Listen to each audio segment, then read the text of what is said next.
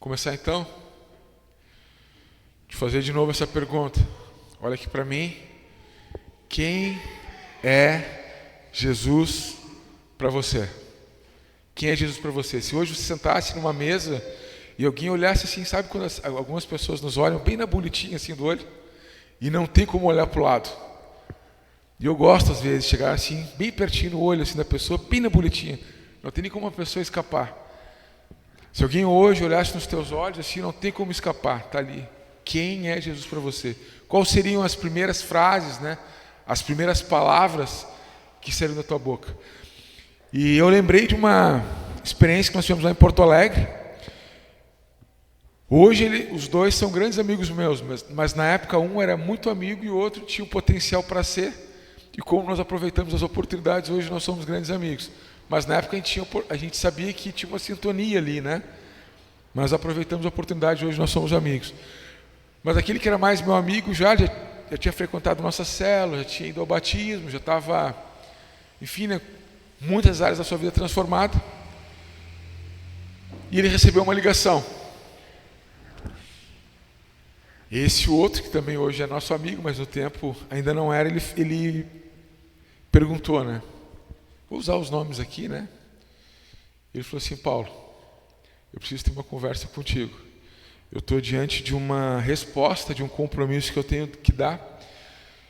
E essa resposta vai influenciar muito a minha espiritualidade, as minhas emoções, mas eu não quero tomar essa decisão antes de conversar contigo. E eu quero te perguntar, quem é Jesus para ti?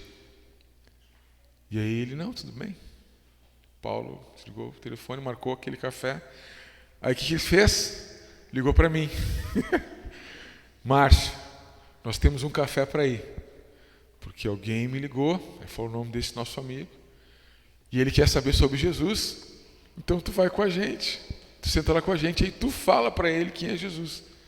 Eu falei, não, ele não me ligou, ele ligou para ti. Não, mas como é que eu vou falar para ele? Não, o que eu vou dizer para ele? Eu falei, olha, tu vai dizer quem é Jesus para ti. E se tu tiver um pouco de dificuldade, tu diz um pouco então daquilo que ele tem feito na tua vida.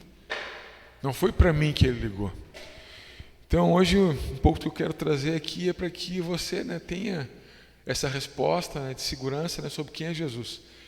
Então muitas coisas que a gente fala às vezes são experiências que nós temos, mas como somos uma igreja bíblica, né, nos preocupamos com aquilo que a palavra fala sobre. Não nos preocupamos, né, nos interessamos, né, desfrutamos daquilo que a palavra nos aponta. Então eu vou trazer alguns textos aqui também que é importante, que vão te dar segurança sobre quem é Jesus. Sobre quem é Jesus, né? Às vezes Jesus para algumas pessoas é que nem o Fábio Assunção é para mim. Eu sei quem ele é, eu já vi várias novelas com ele, eu identifico ele quando eu vejo na capa, né, de alguma revista, né? Sei que de algumas coisas que ele fez, mas eu nunca sentei para tomar um café com ele, né? E ele nem sabe que eu existo. Então Jesus para algumas pessoas é um personagem, né? Conta essas histórias, mas não tem experiência. Vamos começar então? Quem é Jesus? Não tem como começar a falar sobre quem é Jesus e não dizer que ele é Deus. Interessante que Gênesis capítulo 1, 26, a gente vê lá nos primeiros textos que a gente consegue entender um pouco melhor que há uma trindade. É o Pai, o Filho, o Espírito Santo, e os três são Deus. Gênesis 1, 26 fala, né? Então disse Deus, façamos o homem à nossa imagem, conforme a nossa semelhança. Então a gente percebe que Jesus ele já está desde o início com Deus, com o Espírito Santo, formando o homem. Muitas pessoas têm a imagem, a ideia errada de que Deus, né, que a Trindade, né, criou o homem porque eles não eram completos. Pelo contrário, eles já eram completos. Já existia uma harmonia, um movimento, uma dança, uma sincronia entre os três. Então, é uma oportunidade nossa entrar junto desse movimento, né? Então, Jesus, ele é Deus. João capítulo 1, eu costumo dizer que é o Gênesis do Novo Testamento. João capítulo 1, ele vai falar lá no primeiro versículo, fala, né, que no princípio era o verbo, era a palavra, né? E a palavra, o verbo estava com Deus, e o verbo era Deus. Então a gente vê que os primeiros versículos da Bíblia, a gente já consegue lá ver a presença, né, do Espírito Santo, do Pai, o Criador, e de Jesus Cristo. Então Jesus, ele é Deus. Então quem é Jesus para você? Ele é Deus. A gente precisa também apresentar e viver, né, a divindade de Jesus. Mas ele veio a essa terra. Existe uma humanidade também desse Deus. Filipenses capítulo 2 fala que ele, subsistindo em forma de Deus, não considerou ser igual a Deus, algo que podia pegar-se, mas esvaziou-se a si mesmo, vindo a ser servo, tornando-se semelhante aos homens. Às vezes é um pouco difícil quando eu vou contar essa história de Jesus, principalmente para alguma cultura, algum lugar onde as pessoas não ouviram nada sobre Jesus. Dentro da nossa cultura, as pessoas, alguma coisa que tu falar de Jesus, elas já ouviram alguma coisa sobre Jesus. Dificilmente tu vai conversar com alguém e a pessoa nunca ouviu falar sobre Jesus. Até porque dentro do nosso calendário, 2 vezes por ano, né, pelo menos, tem 2 datas que vão remeter a Jesus. Um é a Páscoa, né? O dia que ele foi crucificado e ressurgiu, e o outro é o Natal. Então, em algum momento, uma pessoa ela vai ouvir alguma história de Jesus. Tive oportunidade em alguns lugares assim, né, principalmente em algumas culturas, e uma das culturas mais difíceis que foi falar um pouco sobre Jesus foi numa tribo Tupi-Guarani, não falava o idioma, e foi difícil conseguir encontrar assim, elementos dentro da cultura deles para poder falar quem era Jesus. E quando a gente começa a falar sobre Jesus, de um Deus que veio nessa terra na forma de homem, morreu, ressuscitou, às vezes não é tão fácil mesmo. Então algo que é importante, né? A gente sabia que Jesus, ele era plenamente Deus, mas totalmente homem também. Então Jesus, aquele que era a palavra, aquele que lá no início a gente vê que está construindo todas as coisas junto com o Criador, um dia ele veio na forma de homem. Homem. E algo que é importante também a gente saber, que ele é o Messias e ele é o nosso Salvador. Interessante que a resposta que Simão Pedro deu para o próprio Cristo, né, para o próprio Jesus, falou: quem que tu acha que eu sou? E aí Pedro responde, né? Mateus 16:16. Pedro respondeu: tu és o Cristo, o Filho do Deus vivo. Então Jesus, ele é Deus, também ele foi homem, e ele veio como resposta, né, a tudo aquilo que os homens esperavam como Messias, e ele também é o nosso Salvador. Das primeiras notícias que Gabriel, né, o anjo que anunciou para Maria que ela teria uma gravidez virginal, seria visitada pelo Espírito Santo, né, e lá na barriga dela, ela geraria aquele que seria o Messias, né? Das primeiras informações que Gabriel dá, o nome dele seria Jesus, e ele seria o nosso Salvador. Ele salvaria a humanidade dos seus pecados. Eu vi uma pesquisa esses dias na internet que a primeira pergunta era assim: você é cristão? Você sabe quem é Jesus? Aí as pessoas, sim. Não teve nenhuma pessoa, né? Nenhuma pessoa, pelo menos naquele momento ali, disse que não conhecia Jesus ou que não se identificava como cristão. E aí, aquele entrevistador perguntou assim: então tá, então me diz 5 versículos bíblicos. Porque se você é cristão, você pelo menos sabe 5, né? 3. 1. E algumas pessoas ali, não sei se foi pelo causa do nervosismo, não sabia nenhum versículo. Então, aquilo ali mexeu um pouco comigo. E eu tenho certeza que se alguém encontrar a gente aí na rua, alguns versículos a gente vai saber. Então eu vou te convidar, né, para a gente dar uma pausa aqui, para passar antes para o próximo ponto. Hebreus 13:8. Jesus Cristo é o mesmo ontem, hoje e sempre. Tem algumas traduções, né, eternamente, mas vamos no sempre. Vamos junto nesse texto? Hebreus 13:8. Jesus é o mesmo ontem, hoje e sempre. Hebreus 13, 8. Vamos de novo? Jesus Cristo é o mesmo ontem. Onde que está isso? Vamos mais uma? Tu é cristão? Sabe quem é Jesus? Sim. Sabe algum versículo da Bíblia? Vamos lá juntos? Jesus Cristo. Onde está escrito isso? Hebreus 13, 8. Eu tinha um amigo meu, muito próximo, ele sempre falava o versículo, mas ele não sabia onde é que estava, ele dava uma referência, as pessoas nem iam ver mesmo, né? Ele falava, isso aí está em Jeremias, isso aí tá... e nem estava, né? As pessoas não conferiam. Está lá, mas não era tão importante saber a referência. Jesus Cristo é o mesmo ontem, hoje e sempre. Ele estava junto com Deus na criação, ele veio nessa terra na forma de homem. A Bíblia fala que havia um escrito de dívida que era contra nós, o nosso pecado nos levou a nos distanciar de Deus e aquela cruz era para nós. Então Jesus Cristo é o mesmo ontem, ele foi o Criador, ele veio nessa terra para ser o nosso Salvador e ele será assim para sempre. Segunda coisa que eu queria falar sobre Jesus, né, que há um propósito, existe um propósito bem importante, assim, bem definido a respeito da vinda dele aqui nessa terra. Vou falar pelo menos 3 coisas. A primeira é redenção e salvação. Um outro texto que é muito conhecido, né, João 3,16, que fala, né, que Deus amou o mundo de tal maneira que deu seu Filho único para que todo aquele que nele crê não pereça, mas tenha a vida eterna. Que sabe uma tradução e algo bem fácil para a gente poder compartilhar com as pessoas para poder explicar esse texto é o seguinte: Deus não considerou ficar um pouco tempo sem o seu Filho para que a humanidade não ficasse para sempre sem um pai. Eu vou pegar isso aí? Uma tradução simples, uma explicação. Tu quer pregar para alguém sobre esse texto? João 3,16.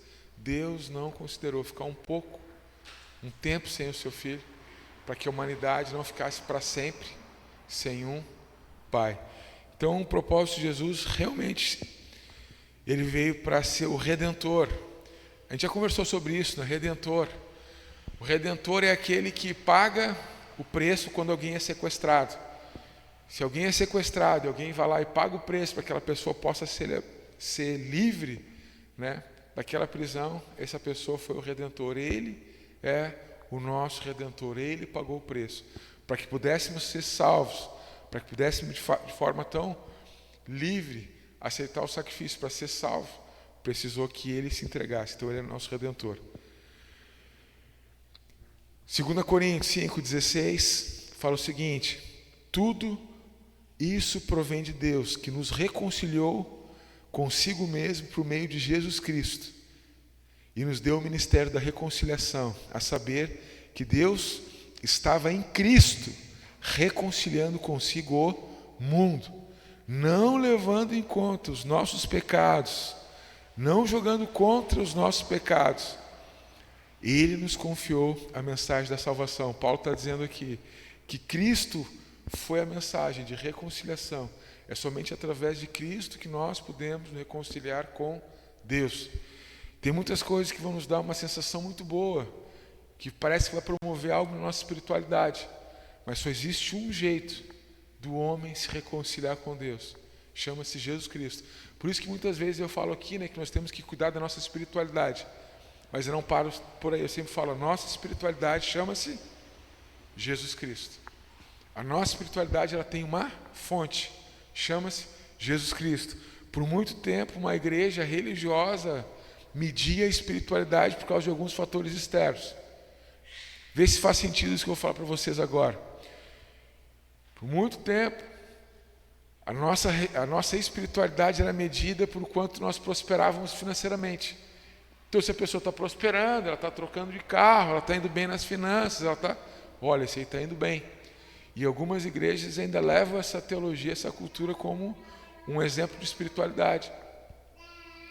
Em algum momento da história, a espiritualidade era medida se a pessoa falava em línguas, se a pessoa operava sinais, maravilhas. Então, olha, essa pessoa está com a espiritualidade saudável. O que era que os nós batistas, eu tenho aqui 2 pessoas, né, que conhece bastante a história dos batistas. O que era para o batista um termômetro de uma espiritualidade sadia? Ele lê bastante a Bíblia. Ele conhece bastantes versículos, né? Ele sabe o que diz lá na teologia sistemática sobre isso. Nós não achamos que nenhuma dessas coisas pode ser a fonte da nossa espiritualidade.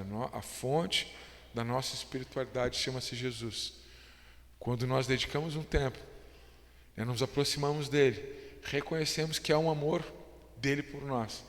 E esse movimento de estar na presença dele, isso que a gente ficou falando tanto tempo aqui, de vida devocional, vida sacrificial, vida de serviço, é lá na presença dele que nós temos a fonte da nossa espiritualidade. Então qualquer coisa que você for fazer por aí, que você acha que é espiritual, pode ser que até te dê uma boa sensação assim de bem-estar. Quem sabe seja até uma terapia. Mas eu quero te dizer que a única fonte de espiritualidade chama-se Jesus Cristo, porque ele é o único capaz de reconciliar o homem com Deus. E um outro propósito simples, assim, claro, da vinda de Jesus, foi nos entregar uma nova vida e transformação. Quero te dizer que o homem, ele não entendeu no início o propósito de Deus em relação a dar resposta pessoal dele para Deus. Por quê? Porque toda vez que Deus se manifestava de uma forma, o homem achava que Deus era só aquilo. Vê se faz sentido para vocês. Deus se apresentou lá para Moisés no meio do fogo. Deus é aquilo. Então ele precisa se apresentar no meio do fogo para os outros também. Aí Deus falava na montanha. Olha, é o Deus da montanha. Aí eles oravam porque eles estavam numa condição muito difícil de vencer uma batalha. Eles oravam, procuravam aquele Deus dava condição de vitória. Era o Deus, o El Shaddai, o El Shabbat, o Deus da batalha, o Todo-Poderoso. Diante de uma praga, Deus ia lá, curava, é o Jeová Rafá. Aí para alguns era o El Elyon. Então Deus foi chamado de tantas coisas que as pessoas elas não tinham certeza de como, diante de tantas coisas que elas estavam vendo Deus ser, mas agora como que eu devo ser? Então Jesus Cristo ele veio nessa terra também para nos dar exemplo simples de como que a gente tem que lidar no dia a dia com as pessoas, através, nos reconciliamos com ele, ganhamos o privilégio, de uma nova oportunidade, de uma nova vida, mas também, a verdade sem aplicação, ela não traz transformação. Eu pegar isso, saber quem é Jesus, saber que ele é o caminho, a verdade e a vida, mas se tu não aplicar aquilo na tua vida, não vai ter transformação nenhuma. Então, um dos propósitos da vinda dele nessa terra era para que, olhando para ele, a gente tivesse um grande exemplo também de como lidar com as coisas. A humildade. Acabei de ler um texto aqui que ele não considerou ser Deus. Ele se humilhou. Por que eu vivo tão orgulhoso assim? Preciso me humilhar. Preciso parecer menos. Quem lavava os pés, quando alguém chegava na casa, porque naquele tempo lá não tinha calçada bonitinha, parecia mais um escravo do que um rei. Ele lavou os pés dos amigos. Eu posso fazer isso também. Falou sobre perdão. Eu preciso perdoar também. Ele se entregou para as pessoas que nem entendiam o que ele estava falando.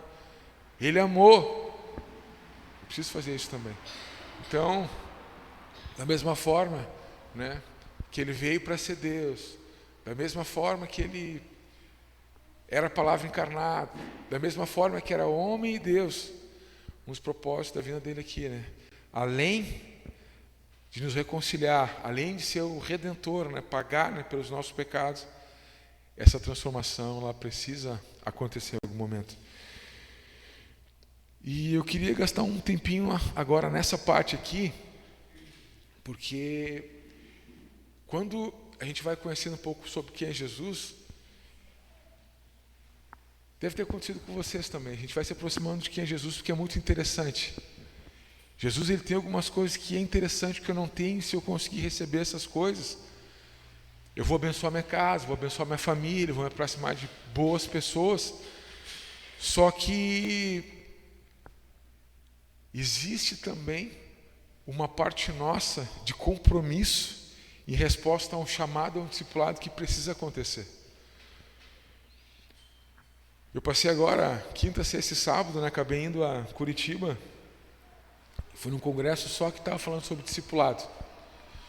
E uma pergunta que foi feita lá para nós era a seguinte, para todos os pastores, tanto os pastores mais antigos quanto os mais novos, era a seguinte: se você pudesse começar hoje, de novo, a igreja dos teus sonhos, como você recomeçaria? E a gente entendeu assim, que olha, eu acho que a gente esqueceu de falar de discipulado para as pessoas. Eu acho que a gente esqueceu lá no início, de falar sobre compromisso, sobre sacrifício, que o evangelho, se não tiver renúncia, não é o evangelho. Mateus 4, 19. Jesus encontra alguns pescadores e ele fala: vinde a mim, e eu vos farei pescadores de homens. Mateus 11, 28 e 30. Vinde a mim, todos que estão cansados e oprimidos, e eu vos aliviarei. Tomai sobre vós o meu jugo, aprendei de mim. Parece que essa parte do meio aqui a gente tira, Quando a gente lê texto como esse, parece que a gente lê assim, ó: vinde a mim, você que está cansado e oprimido, eu vou te aliviar. E aí pula lá para frente, e você vai encontrar descanso para a alma, porque o meu jugo é leve. Mas olha só o meio desse texto: tome o meu jugo e aprendam de mim. Isso é discipulado. Eu recebo de Jesus uma transformação, eu sou um discípulo de Cristo, e a partir disso eu discipulo.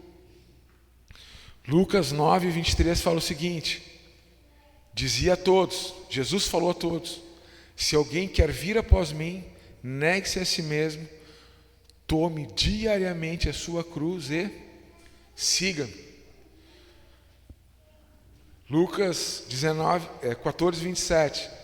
E qualquer que não levar a sua cruz e não vier após mim, não pode ser meu discípulo.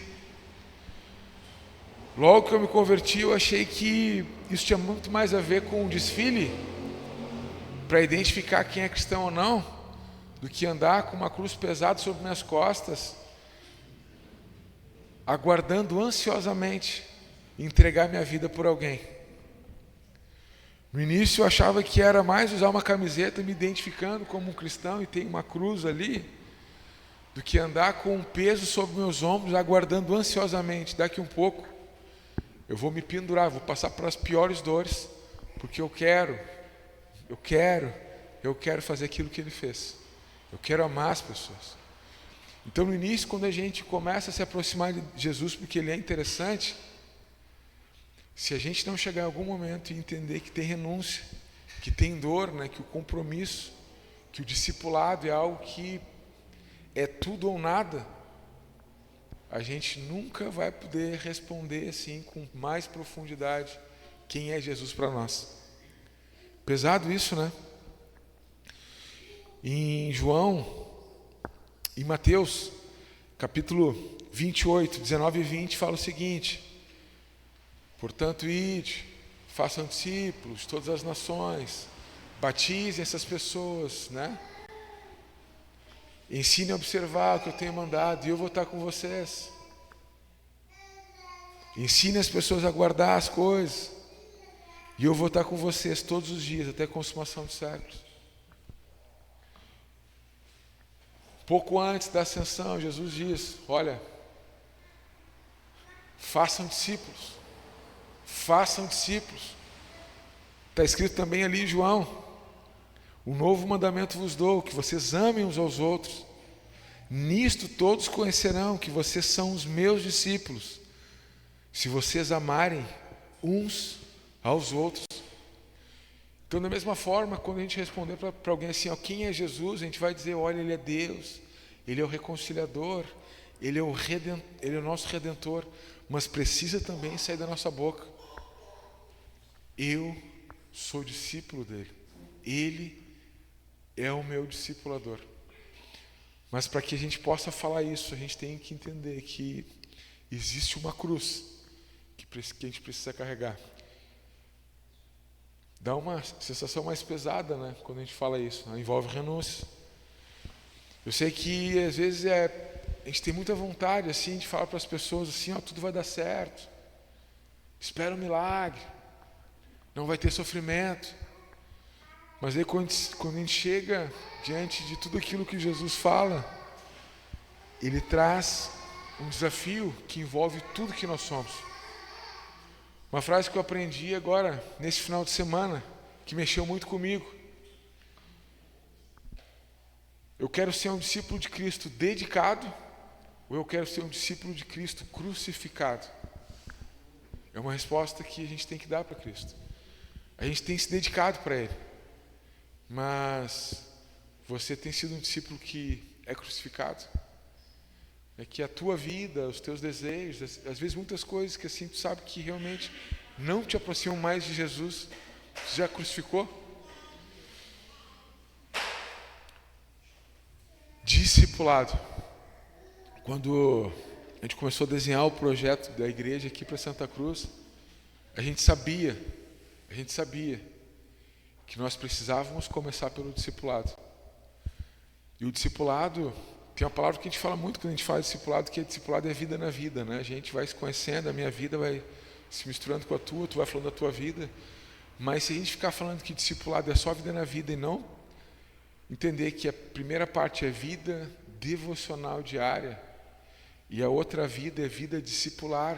O que é vida discipular? É o relacionamento que eu tenho com as pessoas. Cristo aparece nisso. O jeito que a gente conversa, o jeito que a gente dedica tempo, a pessoa de Cristo ela vai aparecendo cada vez mais em nós. Então, quando a gente começou o projeto de igreja aqui, a gente falava muito sobre isso, né? A gente parece que a gente não está falando mais isso, né? Uma vida de discipulado é tudo que eu faço, tudo que eu penso, tudo que eu escolho, todos os meus recursos, toda a mensagem, tudo aquilo que eu medito.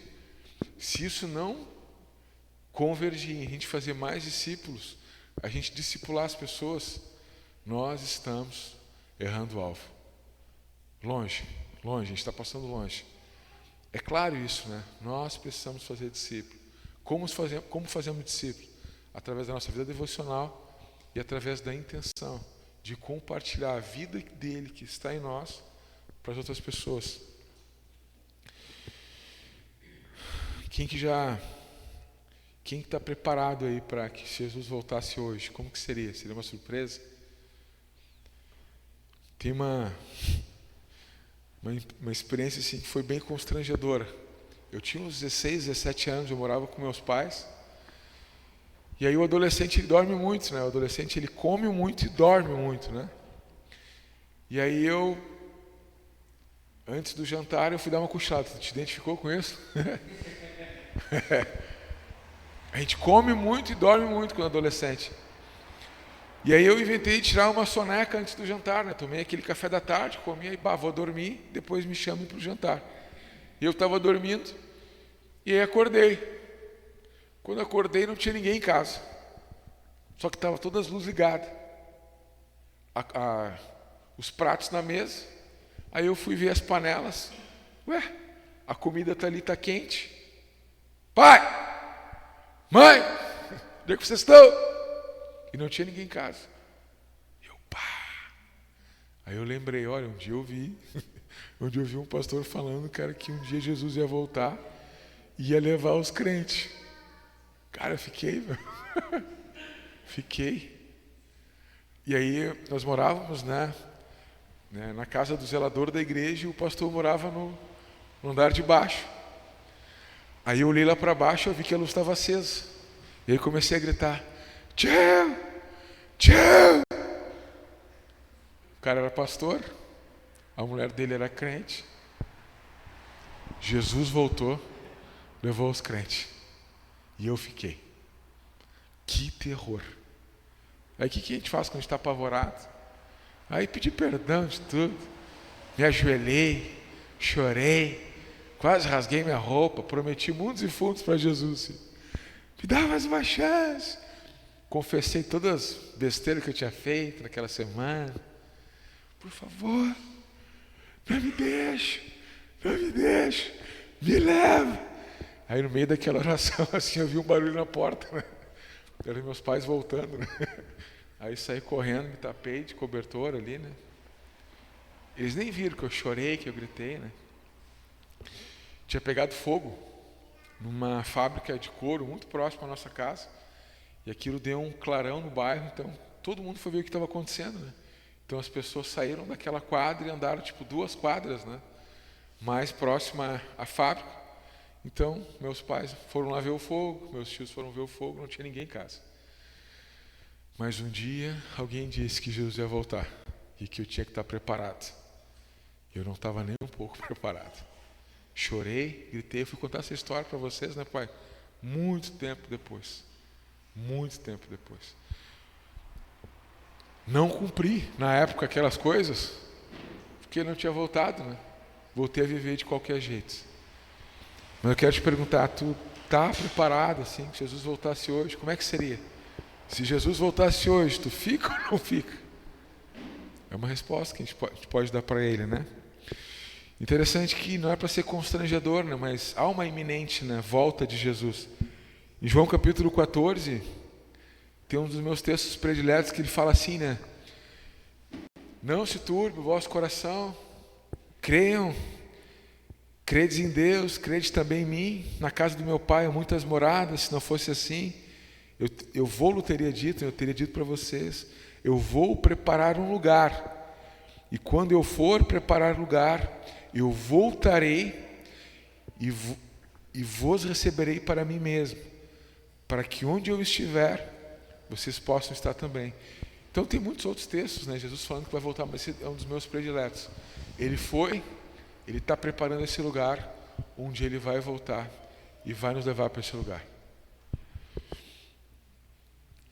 E Mateus 24, 42, 44 fala assim: portanto, vigiai, porque vocês não sabem o dia nem a hora.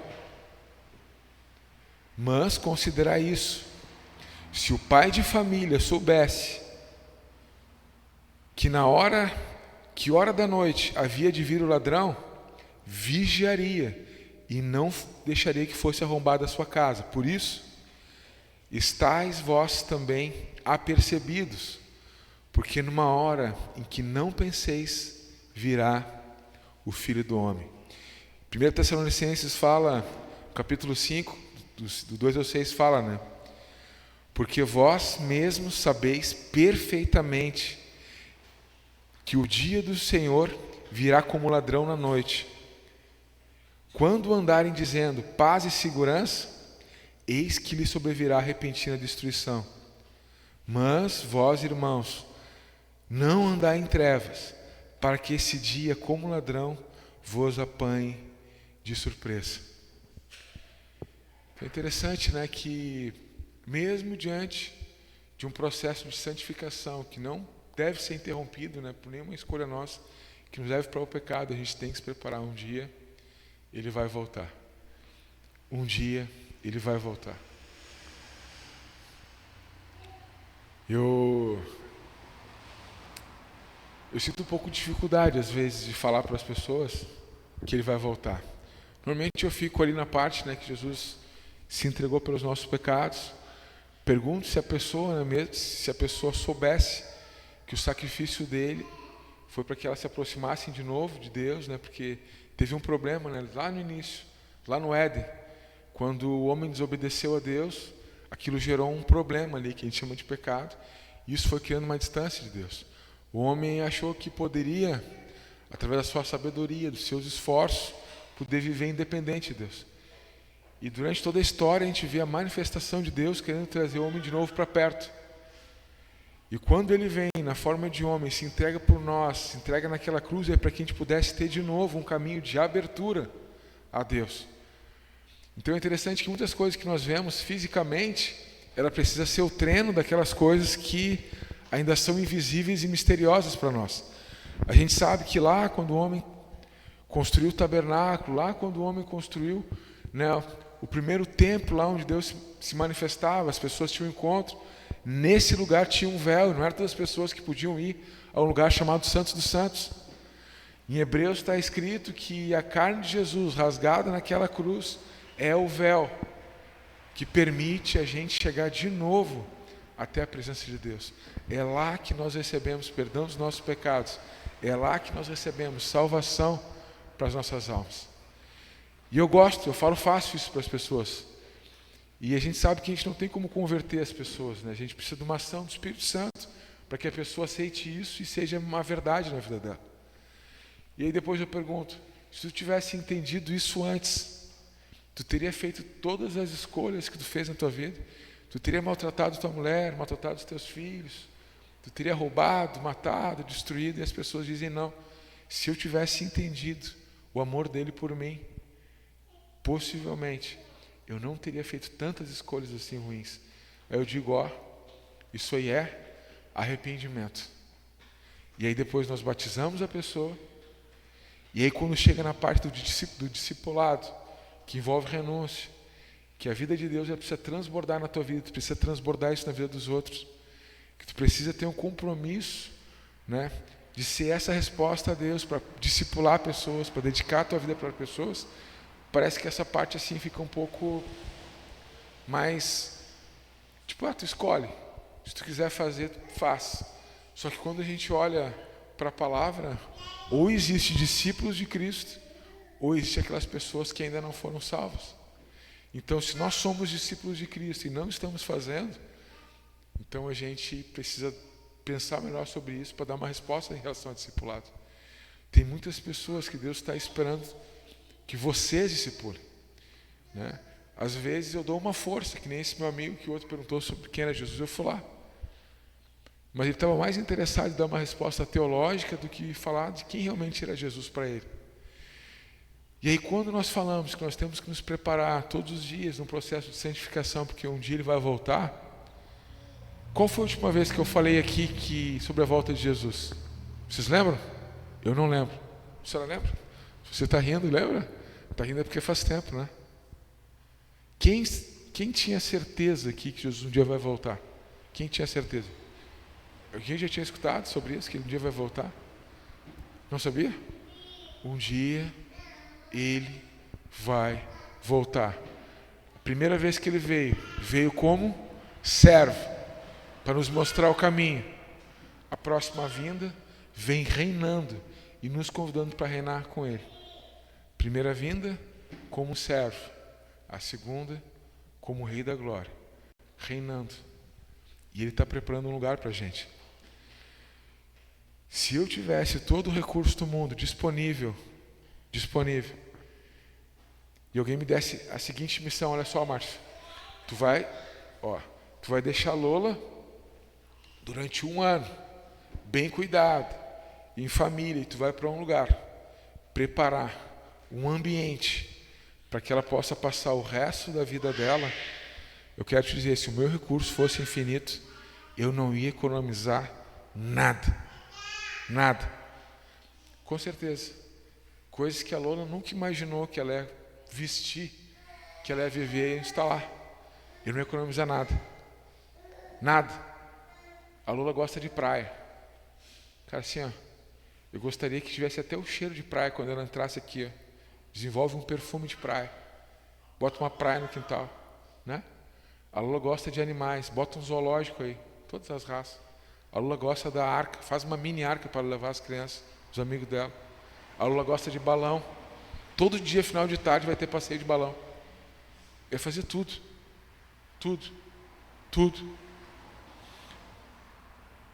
Mas eu quero te dizer que aquilo que Jesus está preparando para nós é muito diferente desse pensamento que a gente tem assim de um pai para o filho, né? A maioria das coisas que eu quero entregar para a Lola são coisas que não vão atravessar a eternidade.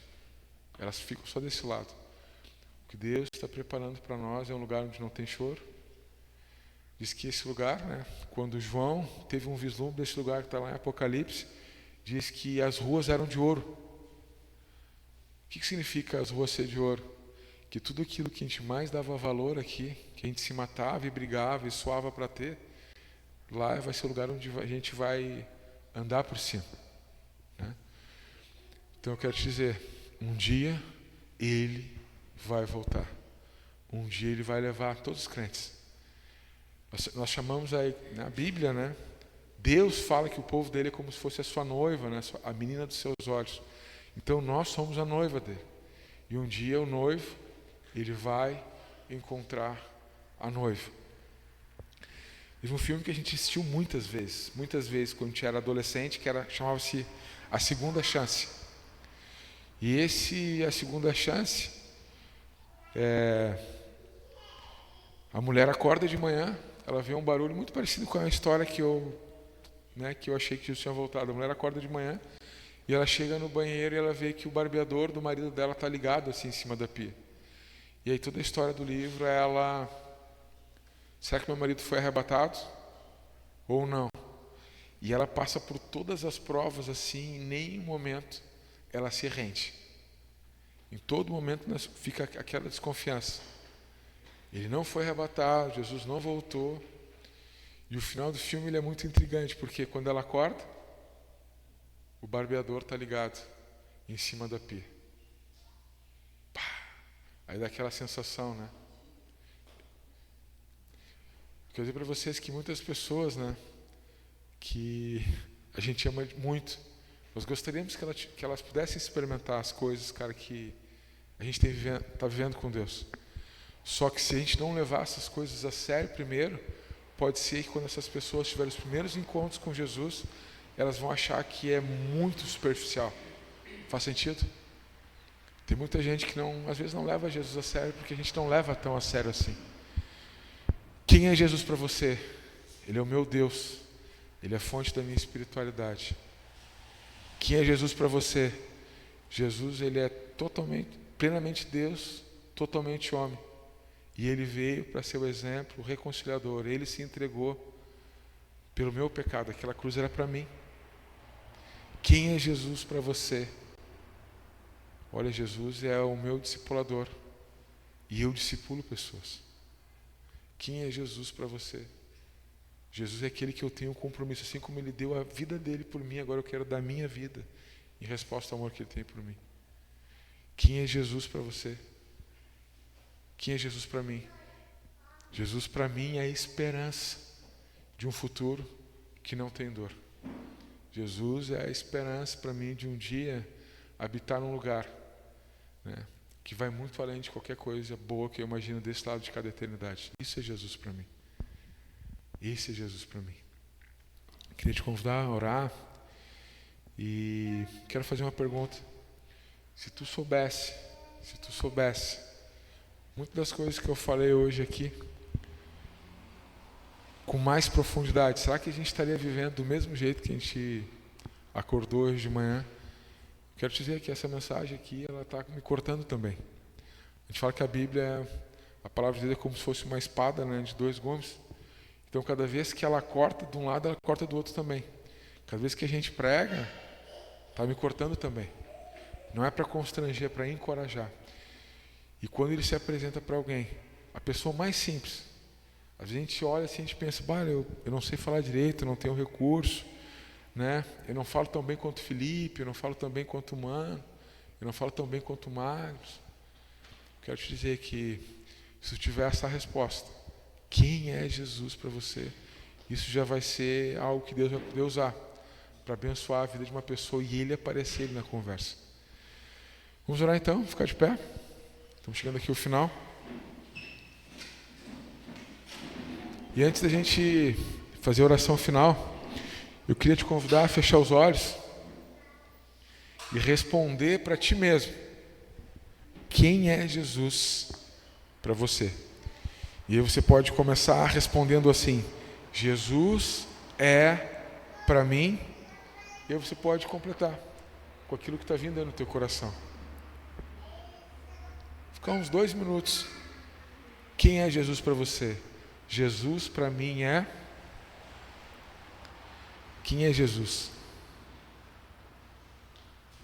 Pai, não permita, Pai, que mesmo a gente sabendo, Deus, que Jesus é o nosso advogado, aquele que vai estar nos tirando do juízo, né? Nos tirando da morte para a vida. Não permite que, mesmo que nós saibamos que Jesus é o Rei dos Reis, o Senhor dos Senhores, não permita, Pai, que mesmo que nós saibamos, Pai, que Ele é o caminho, a verdade, a vida, mesmo que nós saibamos, Deus, que o sacerdócio dele é maior do que de Moisés, do que todos os outros homens, não permita, Pai, que mesmo que nós saibamos, Deus, que Jesus é o intermediador entre Deus e os homens, não permita que mesmo que nós saibamos, temos a plena convicção que Ele é o nosso Salvador, aquele que nos reconciliou. Não permita, Pai, que mesmo sabendo de tantas coisas desse tipo, Deus, a gente viva de qualquer jeito, Deus. Nós queremos, Deus, poder responder quem é Jesus, mas também aplicar nas nossas vidas essa verdade. Em nome de Jesus. Nos perdoa, Pai, que mesmo sabendo, Deus, que Jesus é Deus, Ele é a fonte da espiritualidade, muitas vezes procuramos em outros lugares alimentar nossa alma.